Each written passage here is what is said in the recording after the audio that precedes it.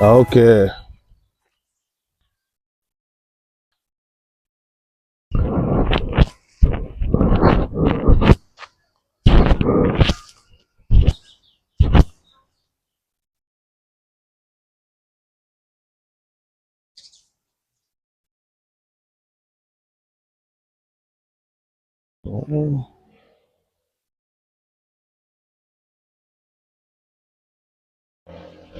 Mabadiliko makubwa sana, yaani ni mabadiliko makubwa sana. Hili pia ni kanisa jipya. Sisi tulipokuwa tuko huku miaka hiyo lilikuwepo kanisa dogo, lilikuwa ni kanisa kadogo tu, ambapo siku nyingine kama hatuendi kusali kule Bugando, basi tunakuja tu tunaishia hapa. Kwa hiyo hata ile mikesha ya Christmas mara nyingi tulikuwa tunashiriki hapa. Tulikuwa tunashiriki hapa, unakuta kuna makwaya kutoka sehemu mbalimbali. Tukisema tunakwenda kanisani, mnakuja hapa. Ndio maana leo tunasema vijana wengi wa leo ni wavivu. Mtu anakuambia sina nauli, nimeshinda kuja kanisani. Sisi watu tulikuwa hakuna cha habari ya nauli. Wewe ukisikia tu kanisani unachomoka hapa, unaanza kushuka. Sasa unaona mlima huu, kiti unashuka humu, unapita humu, unachanja mbuga hizi, alafu unapita ile ilikuwa ni kambi ya polisi, line polisi ndio huko. Kiona pale ni polisi, mnapita hapo. Kama utaki kupita huku, kuna njia moja uko unapita hapo, unaona kulipo daraja ile la daraja hapo na Baptist stendi. Kulikuwa kuna njia ya kupita hapo, unakwenda ng'ambo ya pili, kuna soko. Sasa hapo maana yake umekwepa huku barabarani usionekane. Unachanja sasa kule nyuma kule, unapita nyuma hivi, unakwenda mpaka unavuka ile makaburi pale ya Waislamu, unapandisha kwa juu pale, ndipo unafika kanisa la Bugando. Na hiyo ni nenda rudi. Yaani hiyo ni nenda rudi. Sasa tulikuwa tunajipa muda. Sio vijana wa leo lezi. Tulikuwa tunasema hapa tunatumia dakika 5, na ilikuwa leo ukitoka hapa ni kutroti mbio. Unawahi zako kanisani na kurudi. Safi. Hauna mgogoro. Leo unakuta tunakutana na watu tu, kimwambia kanisani sina nauli, mara ni mbali, hujaamua. Kwa unaweza ukaona leo mabadiliko ni makubwa sana. Hapakuwa hivyo, lakini huku ndiko tulipokuwa sisi. Unatoka huku unakimbia, unaenda zako kanisani, na hizo ibada za katikati utaenda, Jumapili unaenda. Hakuna shida. Kuna wakati anakuja hapa mtu nyumbani hapo kwa mzee, anapagawa na pepo. Sasa akipagawa na pepo, mnatakiwa mumpeleke kanisani. Sasa niambie hiyo mbinde hiyo, mnatoka naye huku mpite naye. Watu wanawashangaa mtaani, mnapita na mtu amefumba macho. Ingekuwa ndio miaka ya leo, ndio naambia ametekwa huyo. Lakini kwa sababu miaka ile utasikia tu amepagawa. Leo hata wasema hamna cha kupagawa, watakuinukia. Kwa hiyo ndio alikuwa ni maisha hayo. Tunapita huko kwenda kanisani kule. Kisema unakwenda mjini ndio kama hivyo. Humo kote humo katikati humo kulikuwa pako hivyo. Kulikuwa kuna miti ya miembe kuanzia hapa, miti ya miembe. Humo barabarani moto humo. Miembe mpaka hiyo Nata yote miembe. Miembe ilikuwa inaishia Nata. Huku na huku, yani huku miembe. Katikati ndio barabara, gari hivi. Yaani ikifika saa 12 mnaanza kuwahi. Isikukutie mazingira hayo, sababu kuna jamaa wale wa robbery. Sasa ukikuta labda wewe ndio ule una ubavu, ndio unaweza kupita mpaka mida saa ngapi, ambao ndio miaka hiyo ya nyuma. Sasa kwa historia kina mzee Kulela katika ujana wao, ndio anakuambia alikuwa anatoka hapa wanaenda Ribet kuangalia sinema. Sasa mzee alikuwa ni mpiganaji, anaitwa Cowboy. Cowboy na likofia lake, akipita hapa mzee wanamuelewa vizuri mno. Anasema ulikuwa ukimfuata utapigwa kareti. Kwa hiyo ni historia. Leo tunaona mabadiliko makubwa. Tunaiona rami haikuwepo. Tunashukuru Mungu sisi tumekuwepo kabla ya rami. Rami imekuja. Mabadiliko ya nyumba nyingi za kubebana hizi ni nyingi. Miaka hiyo haikuwepo. Tunamshukuru Mungu sana. Sawa baba askofu, umesema haya yalikuwa ni maeneo yenu ya kuishi na hili lilikuwa ni kanisa ambalo ni jirani na nyumbani. Hili kanisa la AIC. Kwa hiyo hapa ibada zote zilikuwa zinafanyikia hapa bila miingiliano yoyote ya kiimani, kwa sababu unajua kwa sasa hivi sehemu ya familia au mkuu wa familia anapokuwa ni kuhani na ukawa una sehemu nyingine unaenda, hii kwa mtazamo wa Askofu Moses Kulola alikuwa anaichukuliaje, kwamba mnaweza mkaabudu hapa na isiwe na shida? Ni kwa sababu pia mzee chimbuko lake pia ametoka AIC, Africa Inland Church. Ndio. Ndiko alikokuweko mzee huko. Ndio. Na kwa sababu mzee alichokuwa anatamani ni kuona pia watu wanampenda Mungu, watu wanafanya ibada. Ndio. Kwa hiyo kuliko tu kuonekana unazurula, hauna namna ya kufanya ibada, ni mara 100 ukaja hapa. Ndio. Kwa hiyo ilikuwa ikionekana kwamba umeshindwa kwenda kule Bugando, ukaja hapa, sio mbaya madam umekwenda kusali. Hiyo ilikuwa haina maana kwamba ukija kusali hapa umebadilisha dini yako. Kwamba labda umetoka kwenye Pentecoste umerudi kwenye imani nyingine. Hapana, ile ilikuwa inachukua kwamba ameamua kuja kusali. Ndio. Na ndio maana tukasema hata ule wakati wa zile sherehe za Christmas, ile mikesha ya usiku, sasa mtu anaona kuliko kwenda kule mbali na kuliko kukaa nyumbani, kwa nini siende tu kushiriki pale kwenye ile ibada pale? Ndio. Sasa kiimani kanisa mama, ile kanisa ambalo Askofu Moses Kulola amekuwa muasisi na AIC, haya makanisa ni tuseme ni chimbuko la mzee Kulola, kutoka ameanza huduma, ametoka pale ameabudu kwa historia tulionayo kwamba amewahi kuabudu kwenye kanisa la AIC. Ndio kanisa ambalo limemlea na kumkuza mpaka wito ulipokuja kutokea. Kwa sasa hivi kuna ukumbusho, tuseme kuna ukumbusho wa hiki kitu kati ya imani ya AIC na kanisa ambalo muasisi alikuwa nalo. Sasa siwezi kusema kama kutakuwa kuna ukumbusho, kwa sababu unajua katika namna yoyote ya haya madhehebu kuna zile management. Ndio. Sasa zile management kama zinazo hizo namna za kutengeneza ukumbusho ama kumbukumbu zao, lakini sidhani kwamba kama kutakuwa kuna namna ya The Evangelistic Assemblies of God pamoja na African Inland Church. Sidhani. Lakini pia kwa sababu baada ya mzee kutoka kwenye Africa Inland Church alikuwa akitumika na assemblies. Kabla hajaanzisha EAGT alikuwa na assemblies ambao ndio alikuwa nayo mpaka walipokuja kuachana, ndipo mzee akaanzisha The Evangelistic Assemblies of God.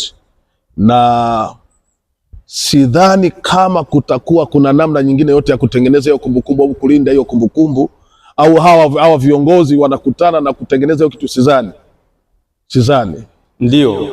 Kiufupi, Mabatini unapoizungumzia Mwanza na Mabatini kwa ujumla ni sehemu ya historia ya kanisa ama huduma ya mzee Moses Kulola. Tunataka kufahamu hilo kanisa la Bugando ndio msingi wa makanisa yote, au kulikuwa kuna kanisa lingine ambalo lilianzisha huduma ya Askofu Moses Kulola? Hapana. Yaani unaposema kanisa la Bugando, hilo ndio tunaita kanisa mama. Unapoona wachungaji wengi ambao wamezaliwa, ni wengi wamezaliwa kutokea hapo. Na hapo ndipo alipokuwa anaabudu na kusali mzee Kulola. Na hata wakati akiwa ni askofu, wakati akiwa yuko Mwanza, hapo ndipo alikuwa anasali kama kanisa lake. Na baada ya kanisa ambalo lilikuja likaanzishwa miaka ya 2011 ambalo ni aliliasisi pia yeye na kuniwekea mikono mimi kama mchungaji kiongozi wa mahali pale, ndipo mzee Kulola alipotamka na kuongea yeye na familia kwamba atakuwa mshirika wa kanisa la City Center. Na hili kwangu mimi ninasema ni moja ya heshima kubwa niliipata. Ni moja ya heshima kubwa ambayo niliipata, ya kwamba askofu mkuu kama yule kuchagua kuwa mshirika wa kanisa lile, yeye na familia. Na unajua ushirika tu si kuja kuabudu, lakini pia alikuwa anatoa zaka. Unajua zaka ndio kitu kinachoonyesha kwamba wewe ni mshirika halali, mwaminifu, unayechungwa hapo. Ndio. Na mpaka ameondoka mzee alikuwa ananiita mimi mchungaji wake. Ndio. Kwamba nitieni mchungaji wangu. Hata wakati akiwa Dar es Salaam anaumwa, dakika za mwisho kabisa aliponiita nikaenda, aliwasumbua sana akiwaambia nitieni mchungaji wangu aje aniombe, nitieni mchungaji wangu.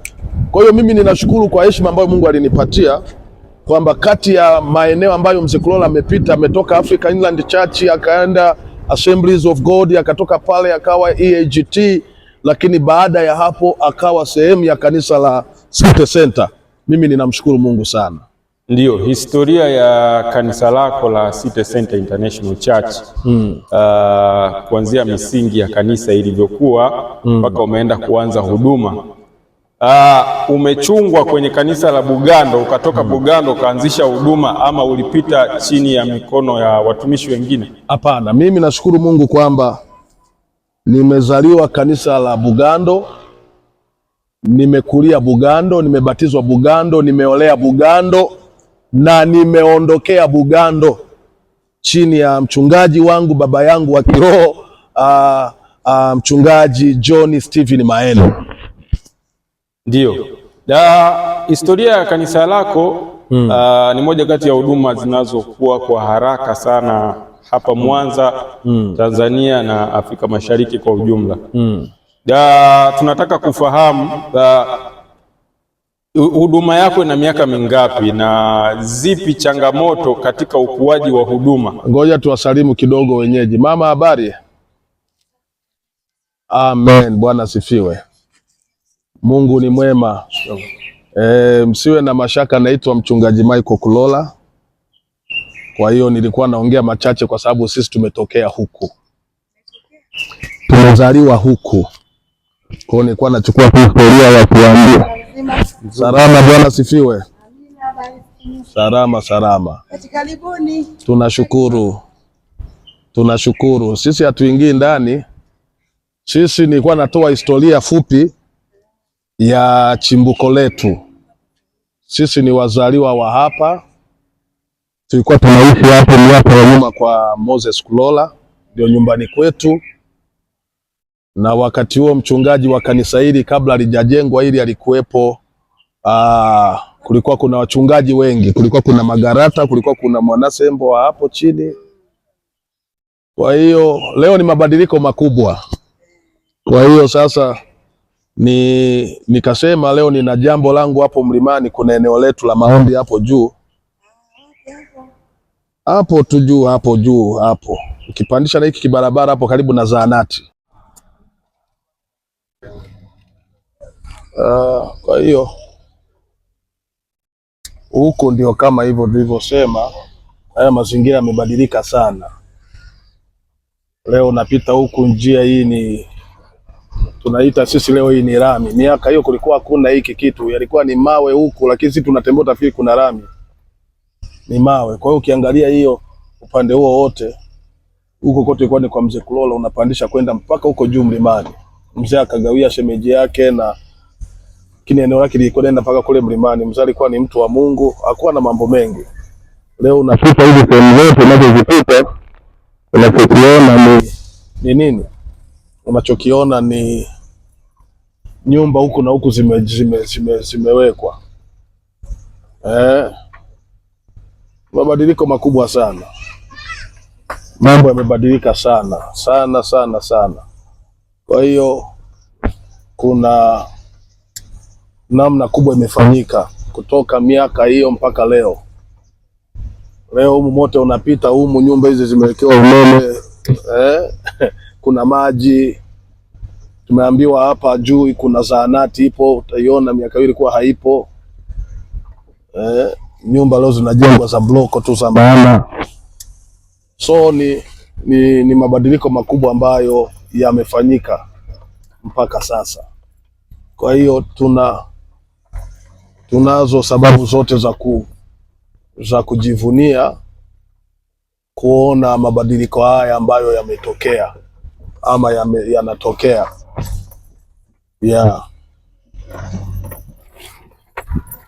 sio kitu rahisi, lakini ndio hivyo. Unaweza ukaona mambo yametokea, mabadiliko haya tunaita sisi mabadiliko makubwa ambayo yameendelea kutokea siku kwa siku. Lakini miaka hiyo tulikuwa tunatoka kule chini nyumbani, ile eneo ambalo leo ni eneo ambalo Mungu amelifanya kabla hapajafahamika, ni moja ya maeneo sisi tulikuwa tunakuja huko na tunakuja kucheza mpira. Kwa historia ambayo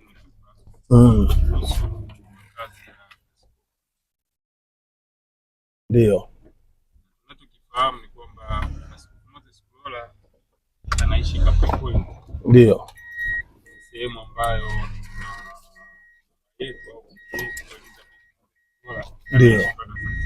ndio hakuna makazi mengine ambayo mzee aliwahi kuishi baada ya kutoka hapa, au alitoka hapa moja kwa moja akahamia Kapikoni? Mzee alipotoka hapa moja kwa moja alihamia Kapi Point. Alihamia Kapi Point, na pale Kapi Point alikuja akatoka pia wakati panafanyiwa mabadiliko ya ujenzi kutoka nyumba iliyokuwa ya kawaida kutengenezwa gorofa. Walipoamua sasa kwamba anatakiwa ajengewe gorofa, basi ilibidi kumhamisha tena mzee. Pale Nata kuna nyumba fulani zipo, kuna mkwilima wake alikuwa yule basi anaitwa Zuberi.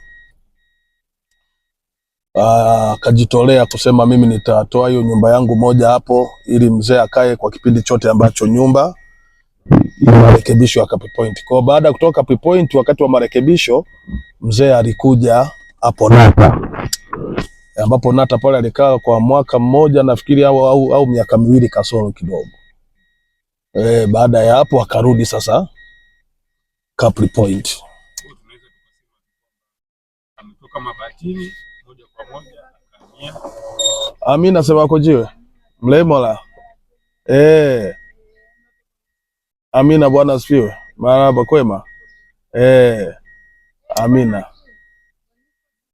Amina, tuna kipindi huko, ndio maana unaona kimya kimya, ni mimi tu ndio naongea. Togo msangako. Kwa hiyo ndio ulikuwa unaendelea, ni unasema kwa historia ya uwepo wa makazi yake rasmi na makazi ya kupewa. Historia inaonyesha alitoka hapa akahamia kule, wote na hiyo ya kwa muda. Ndio kwa kipindi anatoka hapa anahamia pale Kapi Point. Ni nyumba ipi alikuwa anakaa kati ya zile, kwa sababu kuna nyumba mbili, nyumba ile ndogo alafu kuna hiyo gorofa, au alihamia kwenye gorofa ikiwa bado alihamia kwenye nyumba ya chini kabla haijajengwa gorofa. Hichi cha pembeni hapa ambacho unaona kama ni nyumba, hiyo ilijengwa kwa kusudi la ofisi. Ile ilikuwa ni ofisi, haikuwa nyumba ya kukaa. Ile ni ofisi. Sawa.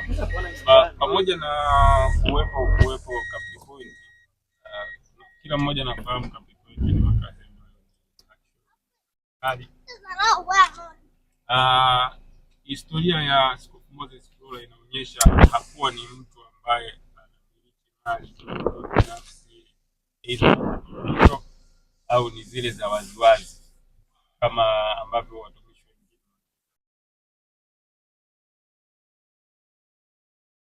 wengine. Hii inatoa picha gani? Huyu mzee alikuwa ni mzee wa namna gani? Kwa sababu mpaka amefariki kutokana na jina kubwa wa jina alilokuwa nalo kwenye huduma, hata namna ambavyo wamelea watoto wake wa kiroho, wameenda wamefanikiwa. Lakini hakuwa ni mtu ambaye ana mali nyingi. Hii nyinyi kama sehemu ya familia mnaweza mkatuambia huyu mzee alikuwa ni mzee wa aina gani? Kwa kweli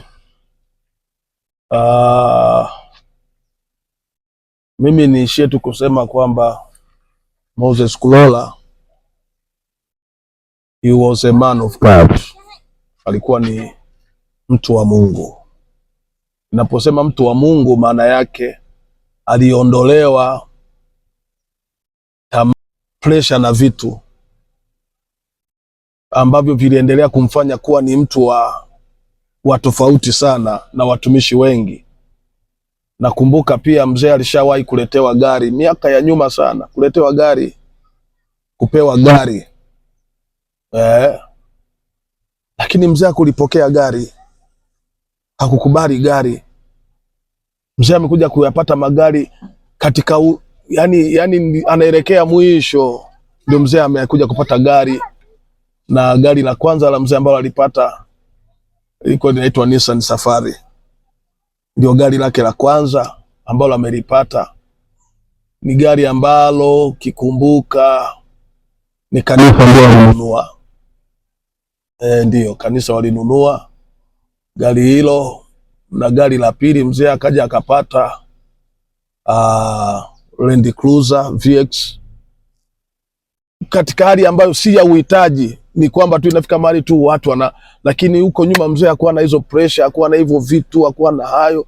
Mzee alikuwa ni mtu wa aina yake. Na mimi niseme tu kwa watumishi wa Mungu, mimi ninachotaka niseme, ukitaka kumuona Mungu, ishi katika wito ulioitiwa, uheshimishe wito wako.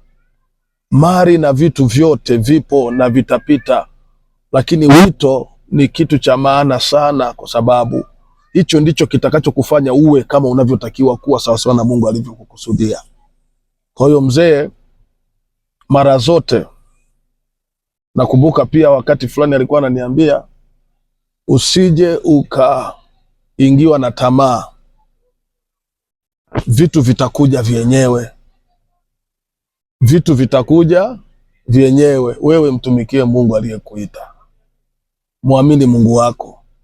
Kwa hiyo ndio maana wakati mwingine kuna wakati nikiyakumbuka hayo maneno, hata kama ninataka kuchachamaa kidogo, inabidi urudi kwenye huo ushauri. Ndio maana kuna wakati fulani wanangu wakawa wananiambia, baba, hii gari yako hii, kuna gari gani? Kuna siku tamka toka tumeichoma moto. Ni wakati mnasema mtaichoma moto, hiyo ndio Mungu alionipa kwa wakati huo niitumie, kwa sababu hivi ni vitu vipo tu, lakini wito ni kitu cha maana sana, na si wote wenye kuitwa. Ukiona Mungu amekuita, basi tambua ya kwamba wewe umepata neema kwa ajili ya ufalme.